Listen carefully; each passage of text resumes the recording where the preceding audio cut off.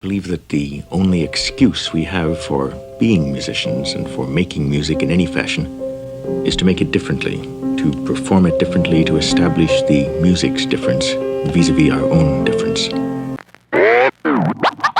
The switchboard was jammed with calls from enraged viewers. Why do you like recording so much? You're really a recording pianist, aren't you? Totally recording pianist, I'm happy to say now.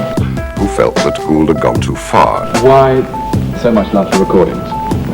Because it's the future. And his feelings about the future of recordings. All of our futures in music are involved with recording. It's as simple as that. The impact of recordings and what the listener should do with recordings. The concert hall, as we know it, is dead. He's dead.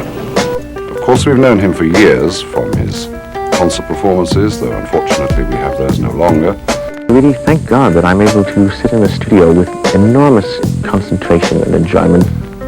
And for his records. Yes, but I happen to enjoy going to concerts here. I think this is frightening. That's a terrible admission about yourself that you do. This feeling of wanting to get with the herd instinct.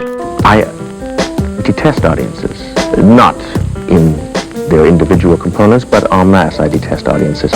I think they're a force of evil. The concert hall is at least a fairly pure dissemination of the sound. It's natural. I see nothing unnatural about recorded sound. What is unnatural about putting a microphone relatively close to a piano, as we have done here, in order to get a particularly acute balance of the sound of the timbre? To sum up his views, I think he's probably wrong. Pay no attention to critics, Never. ever. You know, I have a feeling that the end result of all our labors in the recording studio, it's not going to be some kind of autocratic finished product such as we turn out now, but is going to be a rather more democratic assemblage than that. I think we're going to make kits, and I think we're going to send out these kits to listeners, perhaps to viewers also, if videotape cartridge gets into the act, as it probably will. And we're going to say do it yourself.